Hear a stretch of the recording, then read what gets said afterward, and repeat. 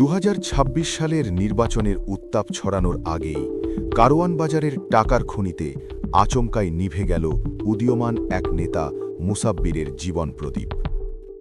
তেজগাঁওয়ের ব্যস্ত রাস্তায় 5 round fire, আর তাতেই নিশ্চিত হল টার্গেটের শেষ পরিণতি। কিন্তু অপারেশন শেষ করে কেন মুসাব্বিরের দুটি দামি মোবাইল ফোন গায়েব করল দুর্বৃত্তরা? ওই ডিজিটাল ডিভাইসে কি এমন ভয়ঙ্কর গোপন ফাইল ছিল যা সামনে এলে বড় কোনো গডফাদারের মুখোশ খসে পড়ত? নাকি কারওয়ান বাজারের হাজার কোটি টাকার লুটেরা সিন্ডিকেটের কাছে তিনি হয়ে দাঁড়িয়েছিলেন গলার কাঁটা?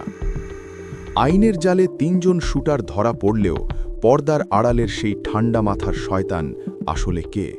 আজকের আমাদের এই পর্বে তন্ন তন্ন করে খোঁজা হবে এই হাই প্রোফাইল ঘটনার ভেতরের সেই অজানা অধ্যায়, যা নিউজ পোর্টালে ছাপা হয়নি। অপারেশন 7 জানুয়ারি ছিল একদম সিনেমার অ্যাকশন দৃশ্যের মতো সাজানো এক ভয়ঙ্কর ছক, যা কারওয়ান বাজার এলাকাকে মুহূর্তের মধ্যেই স্তব্ধ করে দিয়েছিল। দিনটি ছিল বুধবার এবং ক্যালেন্ডারের পাতায় তারিখ ছিল 7 জানুয়ারি 2026। ঘড়ির কাঁটায় তখন রাত 8টা বেজে গেছে এবং কারওয়ান বাজারের মতো টাকার খনি তখনও জমজমাট। তেজতুরি বাজার এলাকার হোটেল সুপারস্টারের ঠিক পাশের গলি দিয়ে মানুষজন স্বাভাবিকভাবেই চলাফেরা করছিল, কিন্তু কেউ ঘুণাক্ষরেও টের পায়নি যে সেখানে এক ভয়ঙ্কর ফাঁদ পাতা হয়েছে। আহসানুল্লাহ টেকনোলজি ইনস্টিটিউটের সেই সরু গলিতে আগে থেকেই পজিশন নিয়েছিল কয়েকজন অচেনা যুবক, যাদের হাতে ছিল চটের বস্তা। তাদের দেখে মনে হচ্ছিল তারা হয়তো বাজারের সাধারণ কুলি বা দিনমজুর, কিন্তু এই নিরীহ বেশভূষার আড়ালেই লুকিয়েছিল ঠান্ডা মাথার শয়তানরা। আজিজুর রহমান মুসাব্বির যখন ওই গলিতে ঢুকলেন, তখনও তিনি বুঝতে পারেননি যে তার জন্য যমদ্দূত অপেক্ষা করছে। কোনো কথা নেই বা কোনো হুঙ্কার নেই, বরং টার্গেট রেঞ্জে আসার মুহূর্তেই শুরু হয় আসল অ্যাকশন। পরপর 5টি ফায়ার, আর তাতেই মাটিতে লুটিয়ে পড়েন একসময়ের দাপুটে এই নেতা। এই পুরো অপারেশনের স্টাইল দেখে তদন্তকারীরা রীতিমতো অবাক, কারণ এটি কোনো ছিচকে মাস্তানের কাজ ছিল না। অ্যাকশনের চরম উত্তেজনার মুহূর্তেও শুটারদের হাত 1 সেকেন্ডের জন্যও কাঁপেনি, যা প্রমাণ করে এই শুটাররা ছিল হাই প্রোফাইল ট্রেন্ড। মুসাব্বিরের পেটে এবং হাতে বিদ্ধ হওয়া প্রতিটি বুলেট এটাই বুঝিয়ে দেয় যে তারা জানত ঠিক কোথায় হিট করলে গেম ওভার হবে। ঘটনাস্থলে মুসাব্বিরের সাথে থাকা তেজগাঁও থানার ভ্যান শ্রমিক ইউনিয়নের সাধারণ সম্পাদক আবু সুফিয়ান ব্যাপারী মাসুদও হামলাকারীদের হাত থেকে রেহাই পাননি এবং তিনিও গুলিবিদ্ধ হয়ে রাস্তায় পড়ে যান। মাত্র কয়েক মিনিটের মধ্যে পুরো মিশন কমপ্লিট করে হাওয়ার বেগে গায়েব হয়ে যায় সেই অপারেশন কারিগররা, এবং পেছনে রেখে যায় শুধুই বারুদের গন্ধ।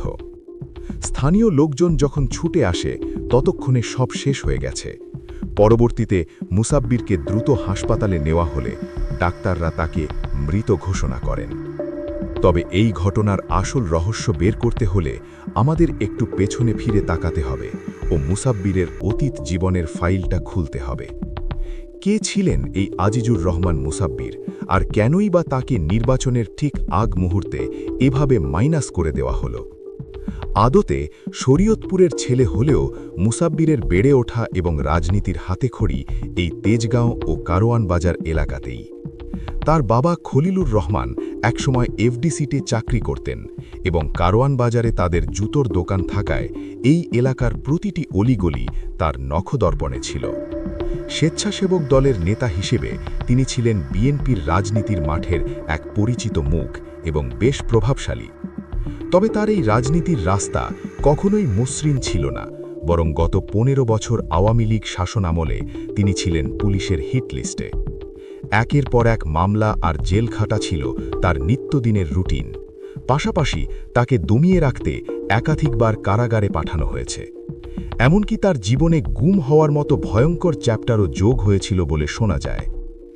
এত কিছুর পরেও 5ই অগস্ট 2024-এর পট পরিবর্তনের পর তিনি আবার নতুন দমে মাঠে নামেন এবং এলাকা গোছাতে শুরু করেন। সামনেই 2026 সালের 12ই ফেব্রুয়ারি জাতীয় নির্বাচন এবং এই নির্বাচনে তিনি তেজগাঁও এলাকা থেকে দলের হয়ে বড় কোনো পজিশনে যাবেন এমনটাই শোনা যাচ্ছিল। আর ঠিক এই সময়েই তার এই ফিরে আসাটা হয়তো মেনে নিতে পারেনি কোনো এক অদৃশ্য পাওয়ার বা সিন্ডিকেট। মুসাব্বিরের স্ত্রী সুরাইয়া জানিয়েছেন, তার স্বামী তাকে প্রায়ই বলতেন যে তার শত্রু বাড়ছে এবং তাকে সরিয়ে দেওয়ার জন্য বিভিন্ন সময় হুমকি দেওয়া হচ্ছে।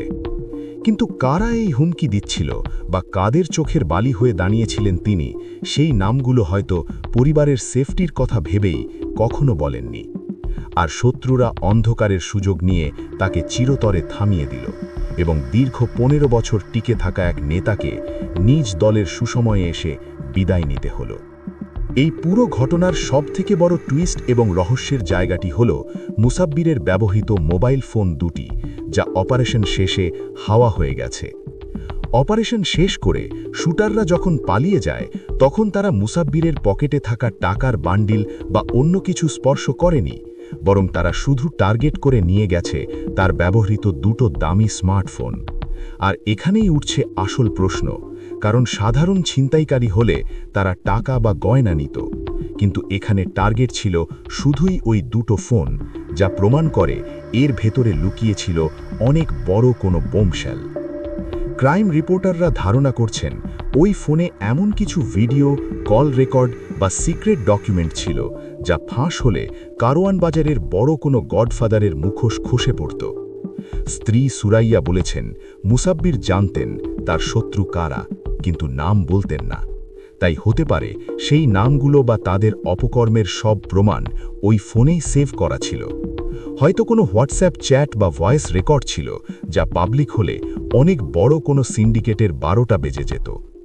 ফোন দুটি গায়েব করে দেওয়ার মানেই হল ঘটনার সবথেকে বড় প্রমাণ নষ্ট করে দেওয়া, যাতে পুলিশ কোনো ক্লু খুঁজে না পায়। শুটাররা কি শুধু টাকার বিনিময়ে কাজ করেছে, নাকি তাদের মেইন টার্গেটই ছিল মুসাব্বিরকে সরানোর পাশাপাশি ওই ফোনগুলো উদ্ধার করা? এই প্রশ্নের উত্তর মেলানো এখন ডিবির জন্য সবথেকে বড় চ্যালেঞ্জ, কারণ ফোনগুলো না পাওয়া গেলে অনেক গোপন রহস্যই হয়তো মাটি চাপা পড়ে থাকবে। এটি কি শুধুই পলিটিক্যাল গেম, নাকি এর পেছনে আছে কোটি টাকার কোনো অবৈধ লেনদেনের ঝামেলা? মোবাইল ফোন দুটিতে হয়তো এমন কিছু ছিল যা অনেক রাঘব বোয়ালকে বিপদে ফেলতে পারত, তাই তারা যে কোনো রিস্ক নিয়ে হলেও ফোন দুটি সরিয়ে ফেলেছে। অন্যদিকে ঘটনার পর 48 ঘন্টা পার হতে না হতেই ঢাকা মেট্রোপলিটন পুলিশের গোয়েন্দা বিভাগ বা ডিবি এক বড় ধামাকা দিয়েছে, যা সবাইকে চমকে দিয়েছে। শুক্রবার 9 জানুয়ারি রাতে মানিকগঞ্জ এবং গাজীপুরে এক হাই ভোল্টেজ অভিযান চালিয়ে গ্রেফতার করা হয়েছে 3 জন শুটারকে, যারা সরাসরি এই অ্যাকশনে ছিল। সিসিটিভি ফুটেজ চেক করে এবং ট্র্যাকিং প্রযুক্তি ব্যবহার করে এই 3 জনকে জালের ভেতর আটকানো হয়েছে। এটি পুলিশের জন্য একটা বড় সাকসেস হলেও আসল সিনেমার ক্লাইম্যাক্স এখনও বাকি আছে, কারণ এই 3 জন শুধুই দাবার গুটি বা ভাড়াটে প্লেয়ার, যাদেরকে টাকার বিনিময়ে ব্যবহার করা হয়েছে। কিন্তু এদের রিমোট কন্ট্রোল যাদের হাতে, অর্থাৎ যারা এই পুরো প্ল্যান সাজিয়েছে, সেই মাস্টারমাইন্ডরা এখনও ধরাছোঁয়ার বাইরে। গ্রেফতারকৃতরা হয়তো রিমান্ডে মুখ খুলবে এবং জানা যাবে কারা তাদের হায়ার করেছিল, কিন্তু সেই রাঘব বোয়ালরা কি আসলেই আইনের আওতায় আসবে, নাকি তারা টাকার জোরে সব ম্যানেজ করে নেবে? পুলিশ বলছে তারা সব অ্যাঙ্গেল চেক করছে এবং আধিপত্য বিস্তার বা পলিটিক্যাল বিরোধ সব কিছুই তদন্তে আছে। তেজগাঁও থানার ওসি কনফার্ম করেছেন যে এটি একটি টার্গেটেড মিশন ছিল, কিন্তু এই মিশনের নকশা কার ড্রয়িং রুমে বসে করা হয়েছে সেটাই এখন দেখার বিষয়। এত কড়া সিকিউরিটির মধ্যে রাজধানীর বুকে অস্ত্রধারীরা কিভাবে এমন ওপেন গেম খেলে পালিয়ে গেল, সেটা নিয়েও পাবলিকের মনে প্রশ্ন আছে। যদিও শেষ পর্যন্ত তারা ধরা পড়েছে, কিন্তু এর পেছনের আসল ভিলেনদের মুখোশ না খোলা পর্যন্ত কেউ স্বস্তি পাচ্ছে না। এখন সবথেকে বড় প্রশ্ন হল, এই ঘটনার দায় কার এবং মুসাব্বিরকে সরিয়ে দেওয়ায় কাদের রাস্তা পরিষ্কার হল? এখানে দুটি বড় সমীকরণ কাজ করছে, যা একে অপরের সাথে কানেক্টেড। প্রথমটি হল কারওয়ান বাজারের দখল ও চাঁদার সাম্রাজ্য। আমরা সবাই জানি কারওয়ান বাজার মানেই টাকার খনি, যেখানে প্রতিদিন কোটি কোটি টাকার বিজনেস হয়। ফুটপাত থেকে শুরু করে বড় আড়ত, সব জায়গা থেকেই চাঁদা তোলার একটা অলিখিত নিয়ম আছে, যা বছরের পর বছর চলছে। 5ই অগস্টের পর এই বাজারের কন্ট্রোল নিয়ে পুরনো গ্রুপ এবং নতুন গ্রুপের মধ্যে একটা ঠান্ডা লড়াই চলছিল। মুসাব্বির কি সেই লুটেরা সিন্ডিকেটের পথে বাধা হয়ে দাঁড়িয়েছিলেন, যার কারণে তাকে সরানো জরুরি হয়ে পড়েছিল? তার সাথে থাকা ভ্যান শ্রমিক ইউনিয়নের নেতা মাসুদের ওপর হামলা কি সেই ইঙ্গিতই দেয় না যে টার্গেট ছিল লেবার পলিটিক্স ও বাজার নিয়ন্ত্রণ? ভ্যান শ্রমিক ইউনিয়ন মানেই ট্রান্সপোর্ট সেক্টর, যার হাতে বাজারের চাবি থাকে। তাই অনেকেই মনে করছেন এটা শুধু পলিটিক্যাল ইস্যু না, বরং এর পেছনে আছে দীর্ঘদিনের টাকার ভাগ বাটোয়ারা নিয়ে ঝামেলা। লুটেরা গ্রুপ হয়তো তাদের পথের কাঁটা সরাতেই এমন জঘন্য পথ বেছে নিয়েছে। অন্যদিকে দ্বিতীয় পয়েন্ট হল 2026 সালের 12ই ফেব্রুয়ারির নির্বাচন। তেজগাঁও এলাকায় মুসাব্বির ছিলেন এক স্ট্রং ক্যান্ডিডেট, যার পপুলারিটি ছিল তুঙ্গে। তাকে সরিয়ে দেওয়া মানেই হল নির্বাচনের মাঠে একটা বড় গ্যাপ তৈরি করা।